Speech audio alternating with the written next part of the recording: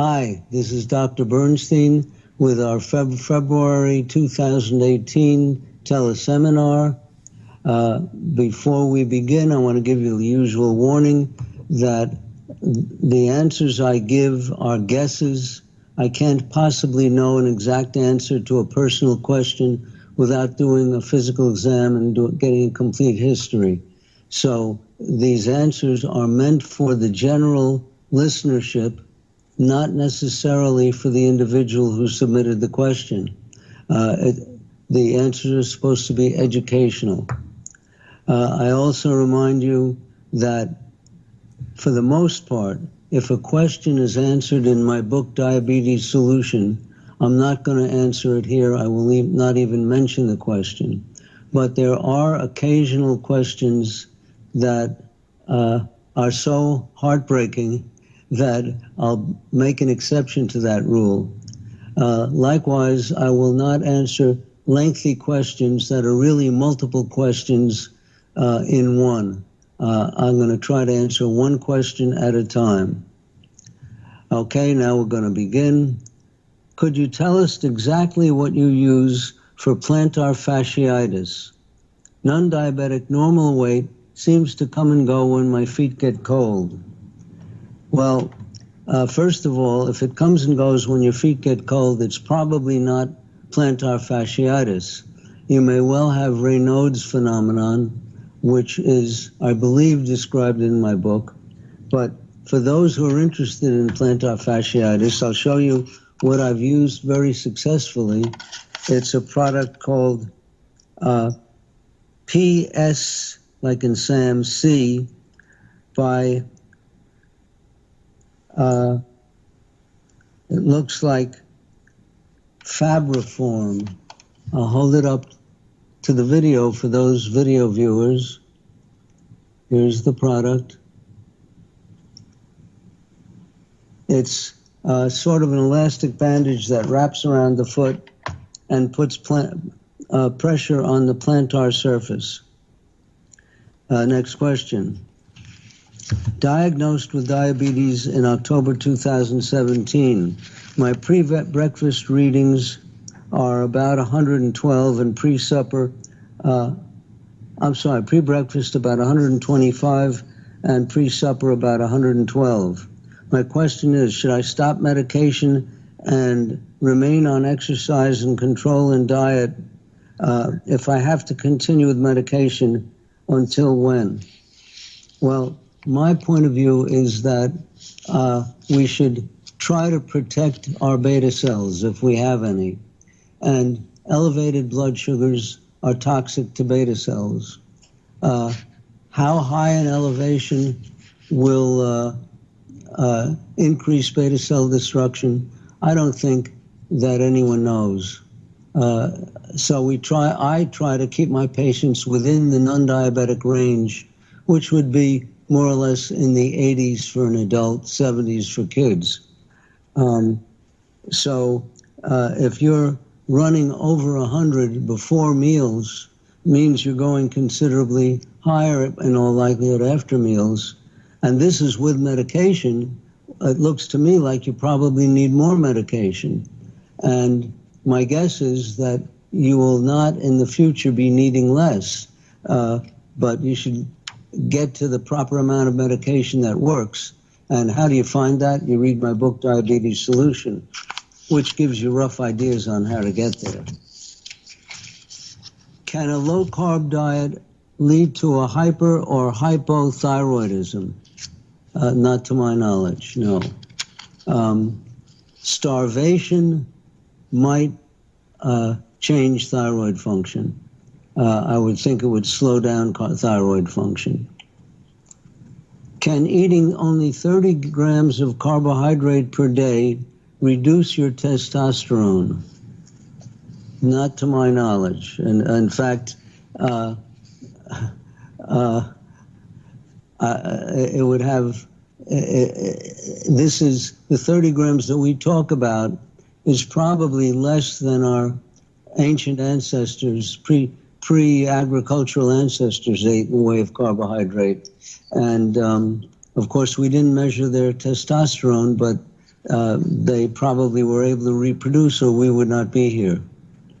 Does gastroparesis cause your heart rate to fluctuate? Will it cause irregular heart rate? I doubt that gastroparesis controls your heart rate, but autonomic neuropathy can cause both gastroparesis and a more rapid heart rate.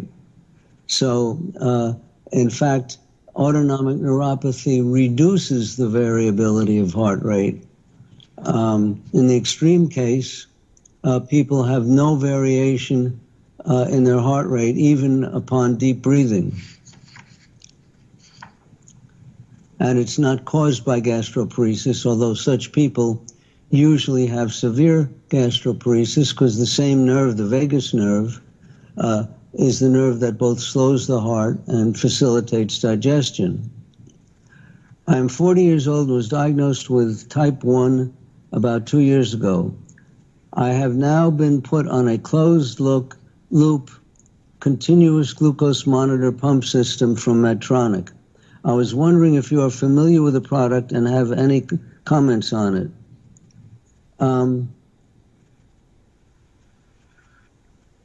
Well, several patients who are on the system new patients have come in to see me to straighten out their blood sugars because they couldn't get them straight. They couldn't normalize them on the system.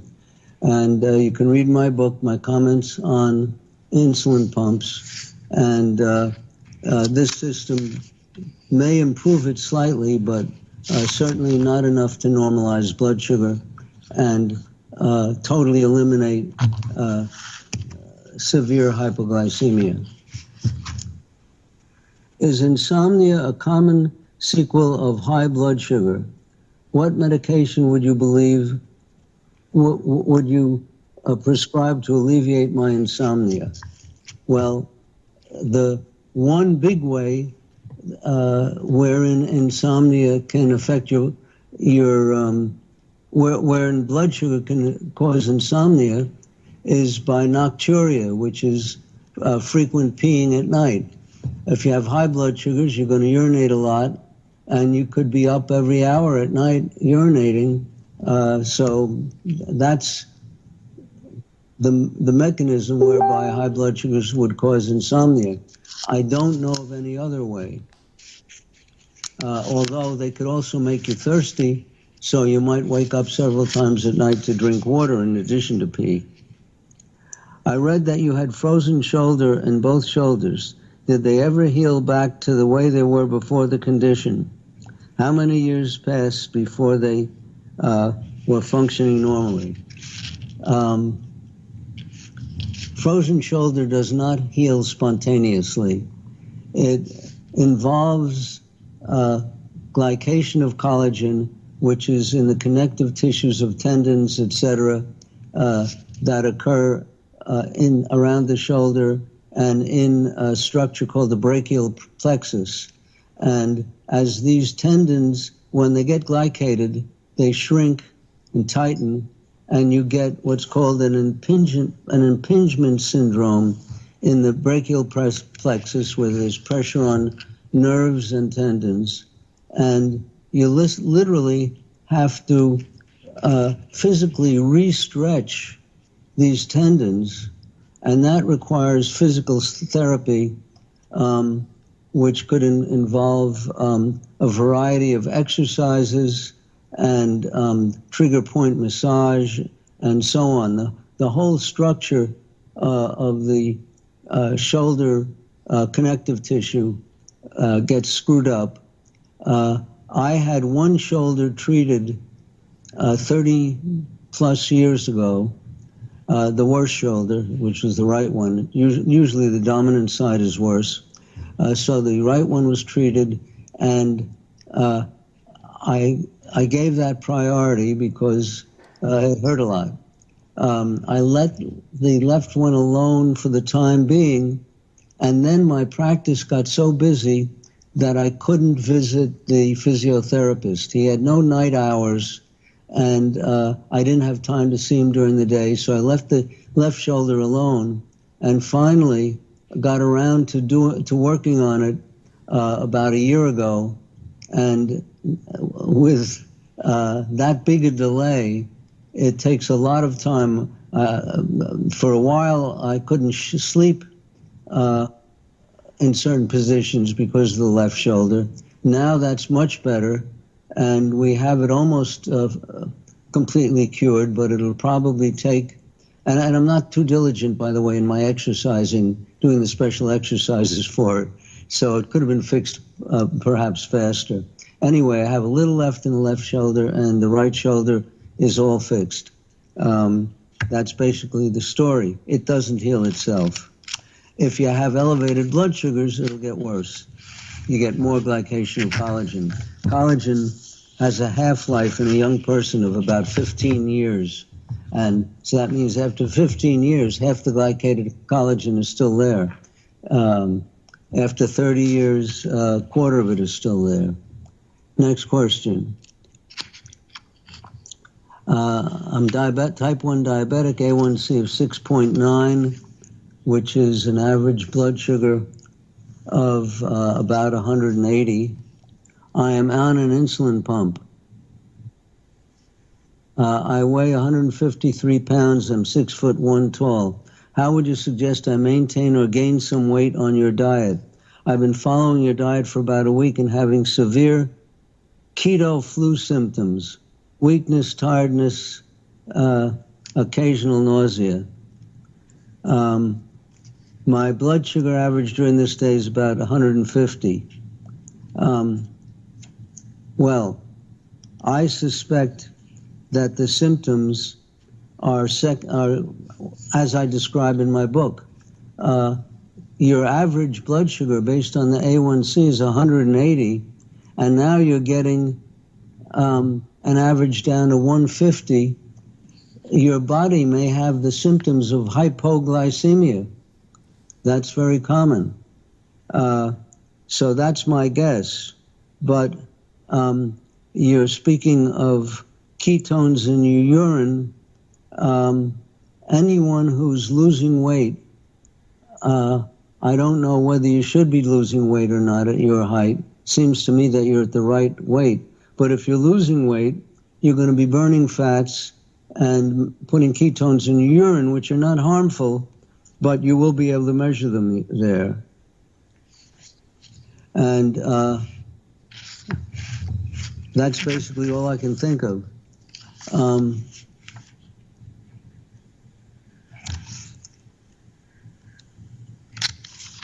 Diagnosed type 1 a year ago. The level of care in Australia is pathetic. I think it's pathetic all over the world. They put me on Lantus insulin. I've been taking 4 units for the last year since your eating parameters were introduced. I went off Lantus due to all types of problems and found I don't require any and held great glucose control. So supposedly the low-carb diet helped them control blood sugars. Between 83 and 95 milligrams per deciliter. I developed diarrhea and possibly symptoms of gastroparesis. Suddenly I was dropping down after meals, later going up. On inspection of the chapter on this subject, I looked into it further. And the reason I'm answering this question is this fellow read my book and is still having problems. I have stomach discomfort and minor burping. No other signs of gastroparesis, but the blood sugar control is of concern as I have no way of bringing it down but time. It does so after about 3 hours. My question, is it possible Atlantis has damaged my vagus nerve? I never had this problem before. Can it develop by myself as my blood sugar is well controlled? I've heard Lantus causes neuropathy. Also felt sick all the time, lethargic, and limited work was possible when taking Lantus. Have you heard of this before or any suggestions? The only thing I've heard about with Lantus and read about is that it has 165 times the affinity for for IGF-1 receptors than ordinary insulin. And IGF-1 receptors are present on cancer cells, and stimulate them helps cancer grow. Now, you might want to switch to Tresiba insulin, and if you can't get Tresiba in Australia, try Levemir. You might be able to purchase Tresiba on the internet. The symptoms of gastroparesis, I can't explain, although if you've had a history of high blood sugars, that can happen. This would be the first case I've heard of Lantus causing a miscellany of problems. You might want to get an RR interval study. That will tell you if you really have damage to the vagus nerve, because your digestive problems might be due to something else. You could have an anatomical problem like a hiatal hernia. So an RR interval study would be very desirable if you can find a physician in Australia who can figure out how to do it. Now, I had an article in the journal Diabetes Care probably about 15 years ago, maybe 20 years ago. You could do a search on the internet of the journal Diabetes Care, published by the American Diabetes Association, and it tells how to do an RR study. I have type 2 diabetes with low-carb diet, 30 grams a day, and the medication metformin. I have achieved normal blood glucose levels for 2 months now. Was told I have moderate carpal tunnel syndrome in both wrists and should have surgery done now. Will the carpal tunnel syndrome reverse with normal blood sugars, and how long does it take? Well, it's just like the frozen shoulder syndrome. It's born of glycation of collagen in a band around the wrist, and as the collagen thickens, it presses on the median nerve in the wrist, which can cause some symptoms. Now, the half-life of collagen in a healthy young person is 15 years, so this is not going to reverse, or you'll have to wait many, many years. So the first approach to treating carpal tunnel syndrome is a combination of avoiding excess movement of the wrist. So if you use a computer, having a wrist pad. I don't have carpal tunnel syndrome, but just as a precaution, I have a wrist pad. Here it is, just a second. Right here. Goes right alongside my keyboard. And there are Velcro wrist splints that hold the wrist in a natural position. Usually we start at night with a night splint, so you don't have to wear the splint all day long when you're physically active.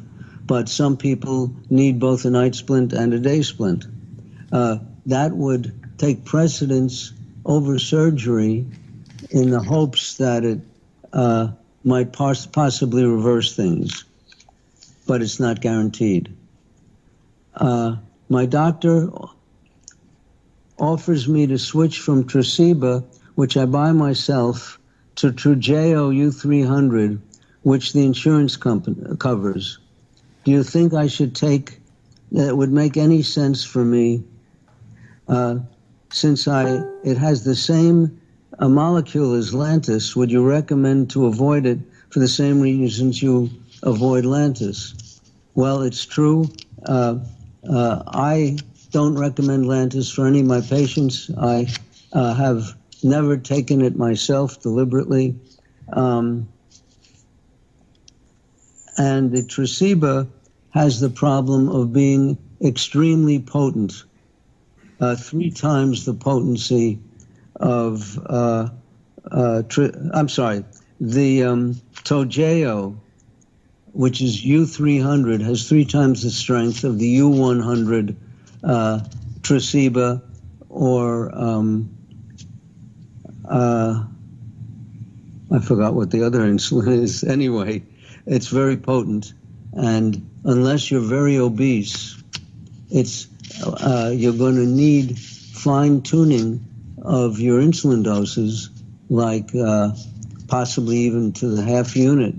And if there are 300 units in a cc, 1 unit on an insulin syringe, on a U100 insulin syringe, would actually be 3 units. So how are you going to measure 1 unit or a half a unit? You can't. So you can't get fine blood sugar control.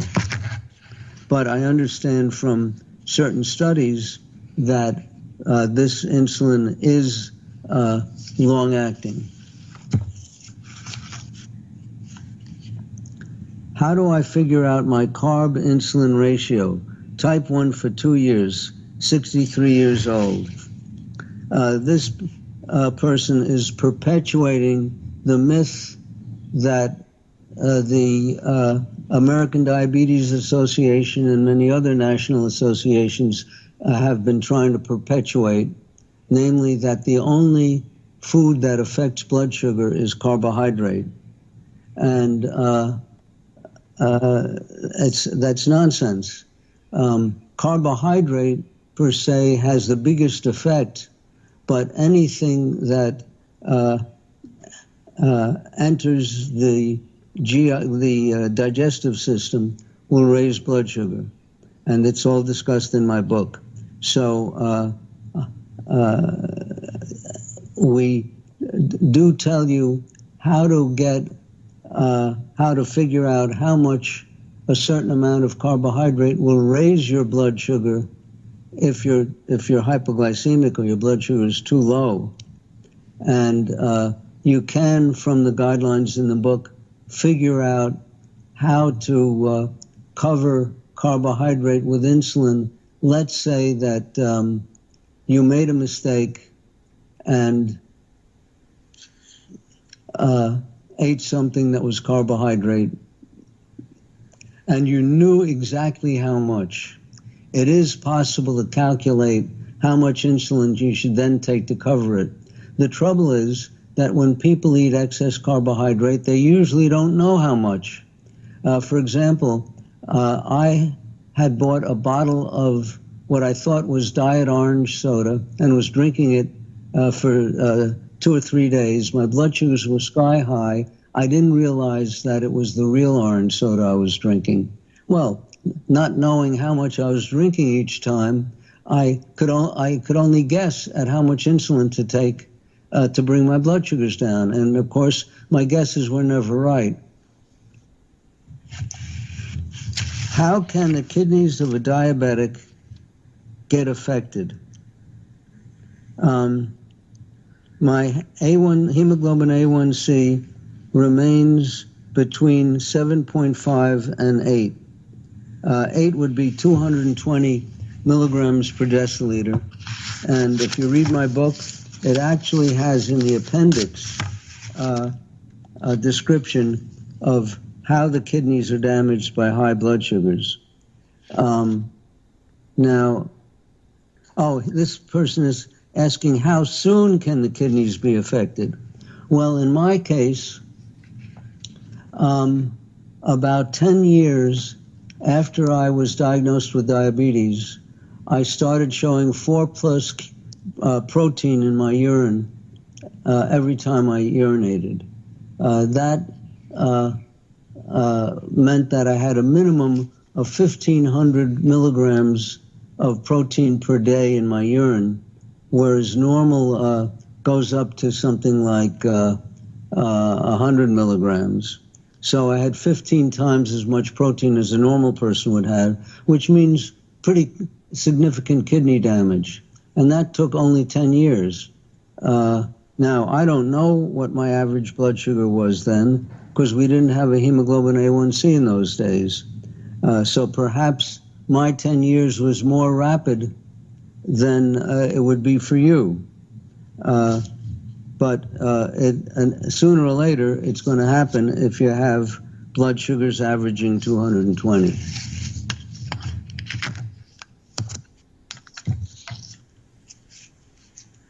I have to lose 20 kilograms and need to know if your diet is safe for my metabolism. Well, since our diet is the most natural diet possible, that is, we're more or less approaching what primitive man, pre-agriculture man and women ate, it's probably the safest possible diet for anybody's metabolism.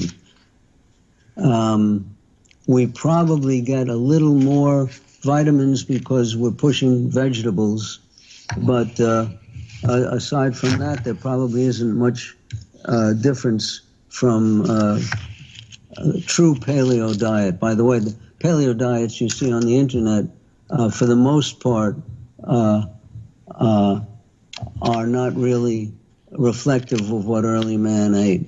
The authors usually like carbohydrate themselves, so they push fruits and things like that. I am a nurse practitioner working in a metabolic weight management center. Can you give me any advice on the best way to help about type 1 diabetic patients on insulin pumps begin a low-carb lifestyle without hypoglycemia? How would you recommend I adjust their basal ratio when beginning to make the dietary changes? I wouldn't advise you to treat patients with insulin pumps. I have never seen a well-controlled diabetic. Well, I did once. A fellow who was newly diagnosed, had not yet caused any scar tissue with his insulin pump, was pumping very little insulin because his beta cells were doing most of the work. But within a year, he had lost a lot of beta cells and the pump was no longer working. So I certainly advise you to read my book and don't use the pump. You're only harming people.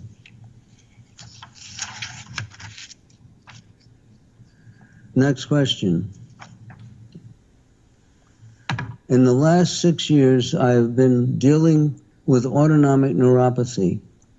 My biggest problems are dangerously low blood pressure and constantly being cold. If this is diabetes related, should I see an improvement as my blood sugars remain stabilized? Highest A1C in the past 6 years has been a 5.7, which is an average blood sugar of about 128. Now, low blood pressure can be totally independent of autonomic neuropathy. Most of my family, my kids, and my mother and myself have low blood pressure. I had low blood pressure before I became diabetic. So that's a possibility. You can get what's called postural hypotension from diabetes when due to what's called sympathetic neuropathy. When you stand up, the muscles in the walls of the arteries in your legs don't contract because the sympathetic nerves in the legs aren't working. That can cause low blood pressure when you stand. Constantly being cold is not a likely consequence of diabetes. A large percentage of diabetics, I would say about 60%, have Raynaud's phenomenon, which I've described in my book and on my lectures. I have it, my kids have it. It's another autoimmune disorder, but another cause of feeling, and that's coldness in the hands and feet. Generalized coldness usually is caused by hypothyroidism, which in my experience affects about 95% of diabetics. So I doubt that these are consequences of high blood sugars.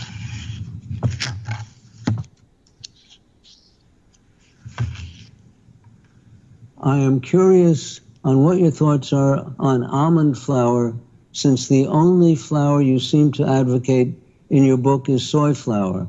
Well, first of all, I do not push soy flour because of its hormonal effects. It acts like estrogen.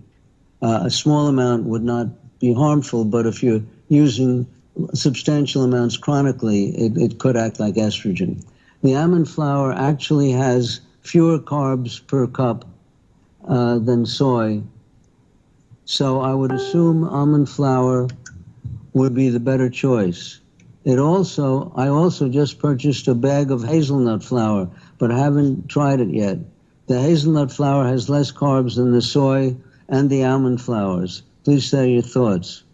Well, the reason that I recommend for an adult, say a total of 30 grams of carbohydrate a day, is for them to get vegetables. And neither the almond nor the hazelnut flour would be harmful, and they might even have some nutritional benefits. But if you use these flours to the exclusion of other vegetables, it wouldn't be such a good idea. So having a little every day would probably be all right. Just don't dramatically reduce your vegetable intake. I'm a type 2 diabetic on metformin SR, 2,000 milligrams a day. Typically, my blood sugar is 89 prior to exercise and 112 after. What strategies might you suggest to help me handle this? Well, first of all, I would switch from generic metformin to the brand Glucophage, which in my experience has about double the potency of the generic. So that might help. The only other thing I could think of would be to reduce the total amount of the timed-release metformin, let's call it Glucophage, which would be XR, and take rapid-acting Glucophage, let's say 2 hours before the exercise. So you might, the rapid-acting stuff comes in, I believe, 850 milligrams, which can be cut in half. So I might cut an 850 in half, take it a few hours before the exercise, and reduce your Glucophage XR from 2,000 milligrams to 1,500 milligrams per day. That's might work. Other options are to take diluted insulin before the exercise. Type 1 diabetic, treated at the Phoenix VA Medical Center. Their podiatry clinic is spilling over with diabetic amputees because their endocrinology clinic is handing out cookies to all their diabetics at their education and teaching classes, where they teach pseudoscientific dietary and other dogmas promulgated by the American Diabetes Association. Promulgated. I suspect it is like this all over the country. I asked, if asked by the president or by the VA secretary, would you help set these people straight? Sure, I'd be glad to set them straight if they asked me, but it's not just the cookies. Those of you who have read my book know that probably the major single cause of amputations amongst diabetics is the attempt to remove calluses, which up until this year, the American Diabetes Association had in their guidelines, namely calluses should be removed with a sharp instrument by a trained professional. And it's an advertisement advocating that everybody see a podiatrist and have them remove your calluses.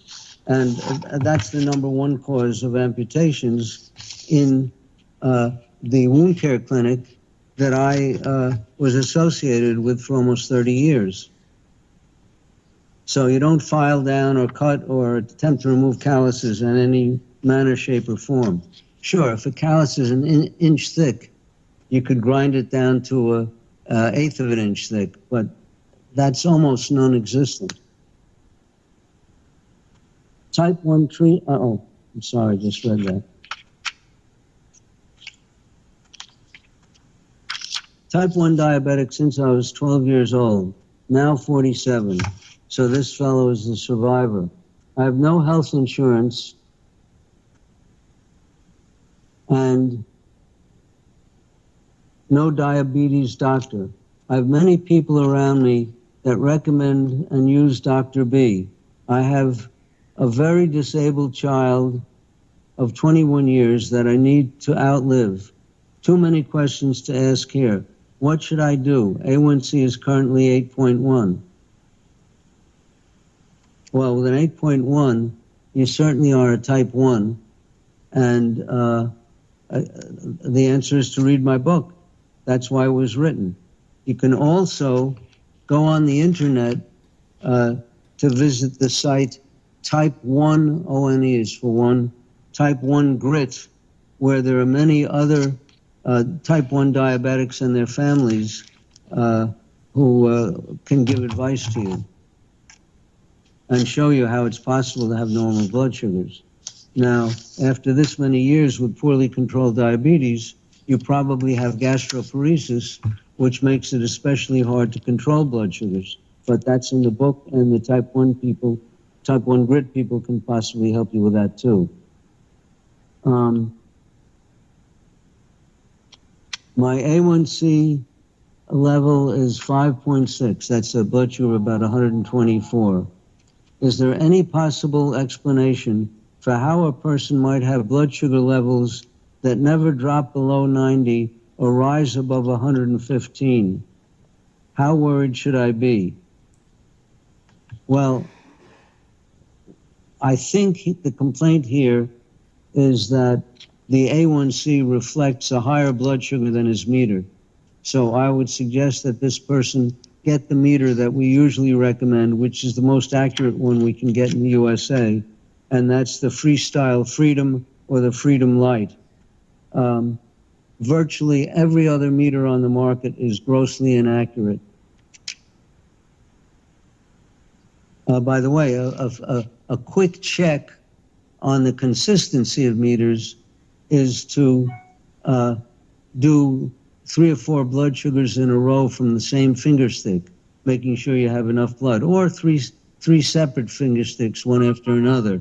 And if they differ greatly, you know that your meter certainly is not consistent. I can't seem to find the correct dose for Tresiba, so I have predictable morning blood sugars. Oh, I see.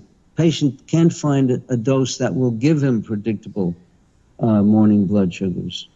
With the same Tresiba dose every day, one morning I wake up with a blood sugar of 80 and another morning I wake up with 45. Don't know what to do. Number one, I'd say get my book, Diabetes Solution. Number two, in my experience, all type 1s and more advanced type 2s need Tresiba twice daily. And they need a smaller dose in a single injection.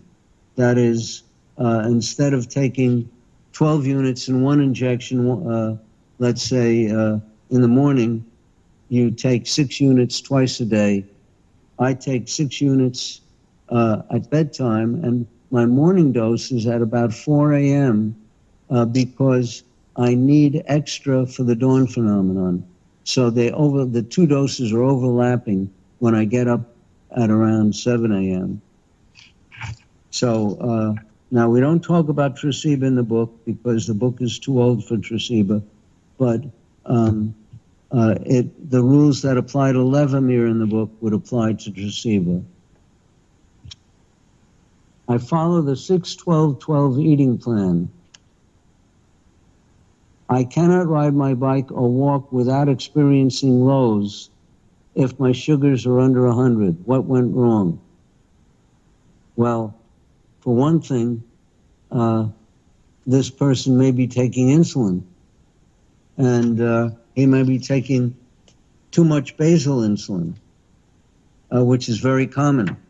So I suggest that you read my book, and you might need to take rapid-acting glucose while you're exercising. And the most rapid-acting is the liquid glucose.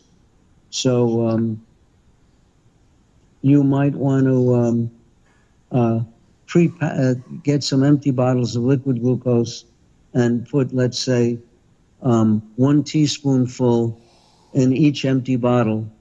And several times during the exercise, you might want to down the bottle with 1 teaspoon in it, then later on get another bottle with 1 teaspoon, etc. So you might have to carry several bottles, each with a little bit of liquid glucose in it. I've been on the Omnipod insulin pump, and each time I change the pump, I guess changes the tubing, my basal insulin rates need to be adjusted. I'm concerned pump therapy may be causing lack of control. Now they have introduced pumps that adjust depending on the glucose levels. Do you really get better control? I am thinking of going back to injections and a little scared. Again, read my book. The ones that have feedback, according to the literature, are causing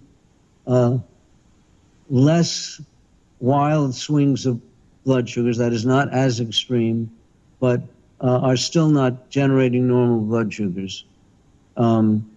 They're boasting of more often being within the ADA guidelines, which are for high blood sugars, like the ADA says an A1C of 6.5 is normal, or an A1C is 7, which is an average blood sugar of 180, is a target for type 1s. So they're still getting high blood sugars, and they're still getting variability, but not as bad as it was without the continuous glucose monitoring. I certainly do not recommend it. You look at the Type 1 Grit website, and you'll see that people are doing much better than that with injections.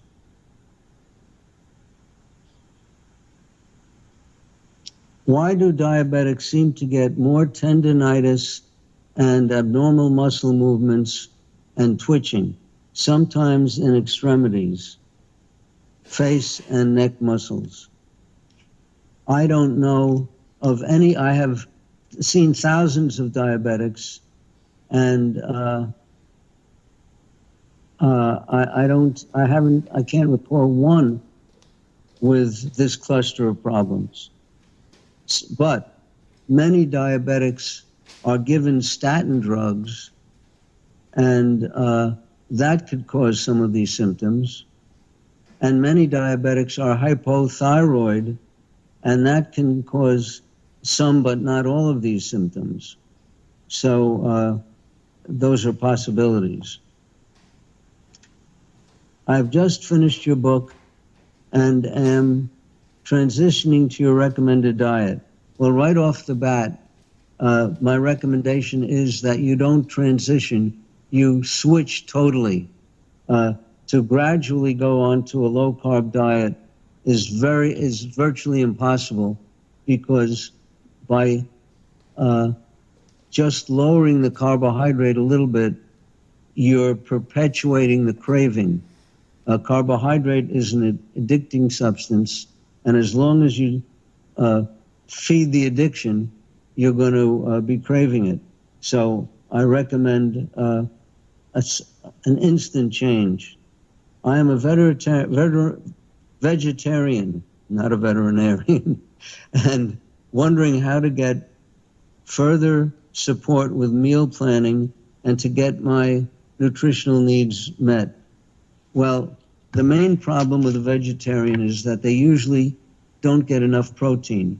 And I have seen a number of new patients come in here who were vegetarians and who were undernourished, had abnormal liver function tests, and looked sickly. I should say they suffered from protein malnutrition. Now, if you want to remain a vegetarian by not eating meat and fish, living creatures, you could get a legitimate protein powder, either whey protein or egg protein. And both the whey protein and the egg protein supply all the amino acids a human being needs. It happens that the protein powders sold in this country are not all pure protein. Many of them are contaminated and not made for humans. But the state of California is the only state with laws that regulate the content of protein powder. One of the big manufacturers of protein powder, Robb, R-O-B-B, is in California. I think it's J-A-Y, first name, R-O-B-B. And you could get either whey or egg powder there. Their flavoring is almost tasteless, but you could add flavors such as Da Vinci syrups or Walden Farm syrups, sugar-free syrups, specify sugar-free. So that's the way we can handle vegetarians without making them protein deficient. I need to have surgery, but I'm currently in the honeymoon phase of type 1. How should my sugars be managed when I'm under general anesthesia? Will they remain, will they reference my Dexcom, planning to get one when I'm under? Well, in my book, I suggest you read the book. There's a prototype of a letter that you could give to your surgeon, instructing him what to be done about your blood sugars when you're in the hospital. Now, you have to modify the letter to your own needs. And quite honestly, if you're under surgery that requires general anesthesia so that you're unconscious, you are in jeopardy. I published an article about 2 years ago in the Journal of the American Medical Association. You can look in their archives or contact the people that sponsor my teleseminars if you want to see the article. I was almost killed 5 or more times during the course of this simple surgery. They connected me to glucose. They had an anesthesiologist who was not authorized to check blood sugars, et cetera, et cetera. If I were not intervening on my own behalf continually, I would not have survived. So there's very great risk. And it would help if your family doctor were on the staff of the hospital where the surgery is being done, so that he could write the orders for your medical care. In my case, where I gave the orders in writing to the surgeon, they never appeared in the orders that appeared in my chart. So no one ever knew that their routine of giving glucose to diabetics should have been changed for me.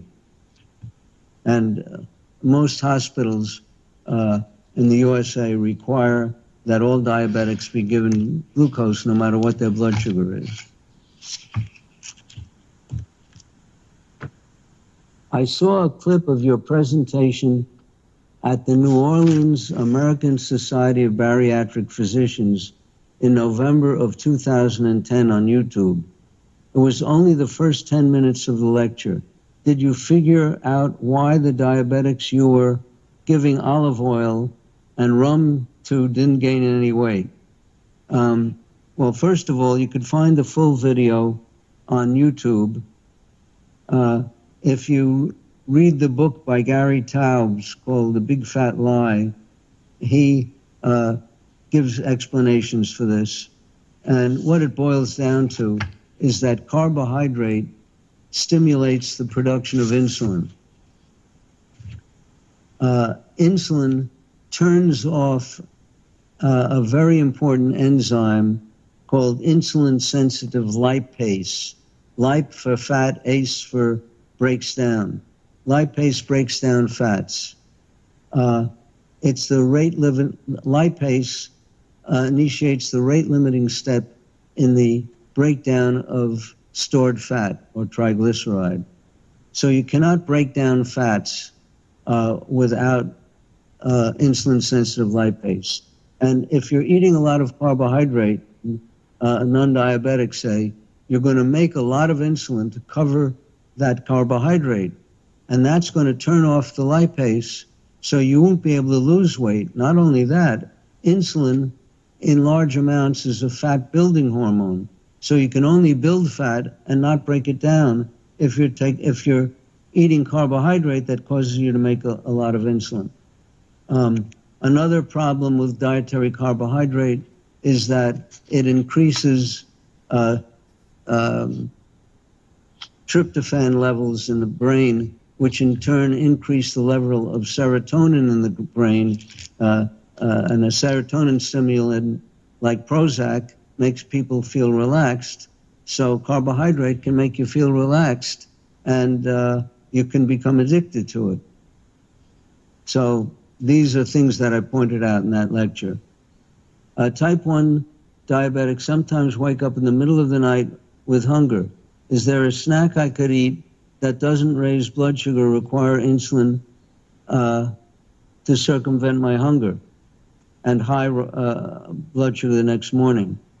Well, again, if you had read my book, you would see in italics, check blood sugar when hungry. Chances are that your blood sugar is low during the middle of the night, that you're on a regimen that causes it to get low, and that you need to be on a regimen that keeps your blood sugars level all day and all night, and that's the reason for reading the book. I switched to Levemir from Lantus, although my doctor was unenthusiastic, but I continue to have spreading allergic reactions with each shot. Suggestions for convincing my doctor that Tresiba is best. Am I likely to have allergic reactions to Tresiba? Well, if you're getting allergic reactions from Lantus, you have to show him the allergic reactions. I would think that any reasonable doctor who sees a patient suffering from an allergy will do something to try to avoid it. Now, another thing you could do is buy a sample, ask the doctor to prescribe a sample of Tresiba for you to inject to see if you get an allergic reaction to the Tresiba. And you then pick whatever the insulin is that doesn't give you an allergic reaction. Now, it happens that many of the endocrinologists are fixed in what insulins they prefer, and usually the insulin with which they have the most experience. And sometimes it's desirable to find a family practice doctor who'll be more willing to listen to reason if you have a problem.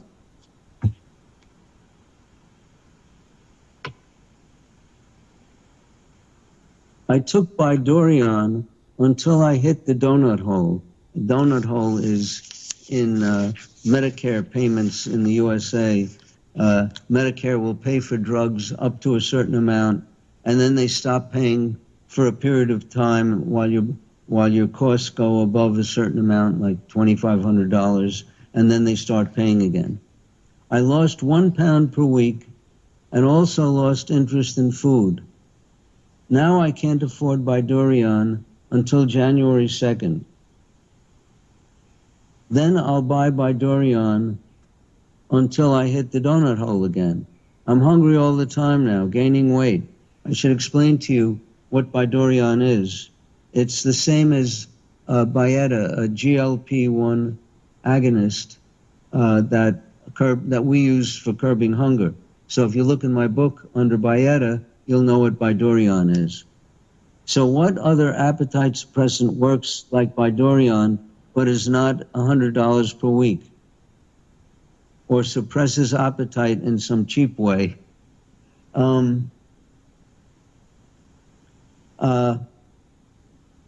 Because Bidurion is a newer drug, it's very possible that Medicare is more tuned against it. So you might be able to get Byetta more cheaply. There's also Victoza, which has a different action time than Byetta, but likewise curbs appetite. So consider Byetta and Victoza. Now I'm wondering if the Bidurion is the long-acting form of Byetta. And if that's the case, it's not as effective as Byetta, and you're likely to get tolerant to it more rapidly because you're bombing your body with the hormone continually, where you may only need it around mealtime or around a certain time of the day. So when we use Byetta, we might take it, say, 2 hours before each meal if you get hungry during each meal. Whereas the Bidurion, I think, you take once a day and it's hitting you all day long, but I'm not sure of that. I was diagnosed with gestational diabetes and now soon to take my postpartum glucose tolerance test. I have read that maintaining my current lower carb diet could cause a false positive on my non-pregnant glucose tolerance test. Is that true? I've read it's advisable to eat 300 grams of carb per day in the 3 days leading up to the test for the most accurate result. Is that true? 300 carbs per day sounds like way more than I ever typically eat, even before my gestational diabetes diagnosis. I don't know why you're getting a glucose tolerance test. I think that anyone who has gestational diabetes has a very high likelihood of developing type 2 diabetes later in their life. And they should therefore be on a very low carbohydrate diet and exercising and not getting fat for the rest of their life. There's no reason to change that behavior. So let's say you get a glucose tolerance test and it turns out to be normal. Does that mean you should go back and eat a lot of carbohydrate and get fat again? No. So you shouldn't change your behavior on account of the glucose tolerance test. So why do it? Why do a test that's not going to change your treatment or behavior? Type 1 diabetic, age 35, recently diagnosed. I have followed your suggestions in terms of low-carb diet and taking Tresiba as a basal insulin, 8 units a day. I have found that 15 to 20 minutes of exercise before food can lower my blood sugar levels to normal most of the time. If my numbers are normal before meals, do I need to take Humalog? Well, this person has not read my book because I do not advocate Humalog except for special situations like very obese, insulin-resistant people, and so on. And I don't recommend that your blood sugars go up after meals and then down before meals. I recommend that they stay normal all the time, 24 hours a day. And I might also point out that when you say you're taking Tresiba 8 units a day, you're probably taking it all in one shot. And of course, that sometimes is of value for mild diabetics who are making a considerable amount of their own insulin. I have some of those people taking one shot of Tresiba in the morning rather than at night, and regular insulin, which is rapid acting, before meals. But you really have to read the book. The rule of thumb with most of the basal insulins is, for most people, you have to take it twice a day. But it's always trial and error, because we look at blood sugars. What if a person only takes it in the morning, has level blood sugars all day long, including overnight? Probably is okay to take it once a day. I would like to know how I can heal gastroparesis, and also not sure about diet, soft drinks. I am 70 years old. Well, it takes years of normal blood sugars to heal gastroparesis. And in my case, it took 13 years.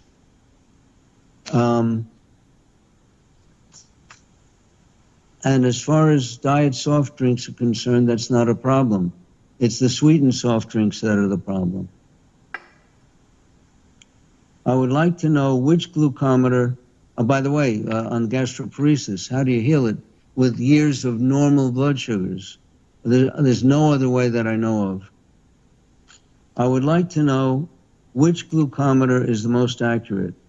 I got 3 different readings from the same puncture site in immediate succession, differing by nearly 20 points each. Something isn't right. Well, I found when I tested the most popular of the blood sugar meters that they differed by 50 points each. So your meter is better than most. Now, this person says his blood sugars were 240, 267, and 220. Well, none of the meters, including the one I recommend, is accurate at those blood sugars. So if you use the one we recommend, which I discussed earlier, the Freestyle Freedom or the Freestyle Freedom Light, at those blood sugars, you're going to get easily 20-point variation. So the game plan is to keep your blood sugars normal, and that will keep your meter accurate. What effect does chronic pain have on blood sugar levels? I have days with unexplained high blood sugar readings that seem to correlate to days that I have higher pain levels. Is there a correlation? Is using extra Humalog the way to correct the blood sugar levels? Well, yes, any kind of stress can raise blood sugar, and chronic pain is certainly a stressor, especially if it's severe pain. Using Humalog depends on the individual.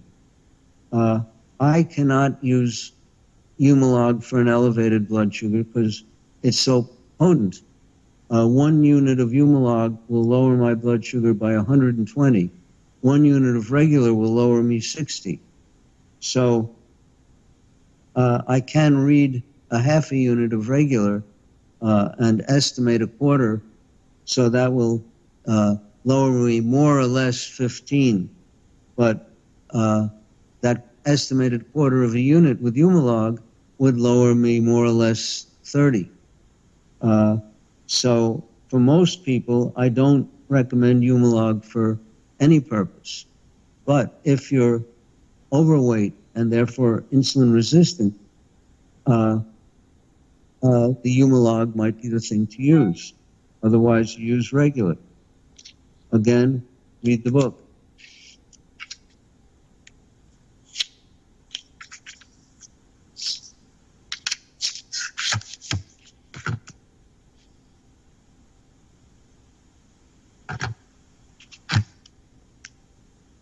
If after a year of being on your diet, I decide to eat a cup of rice at a meal, would this be very bad for my health, even if I correct for the carbs fairly well? Well, I doubt that one episode in a year is going to make a significant difference.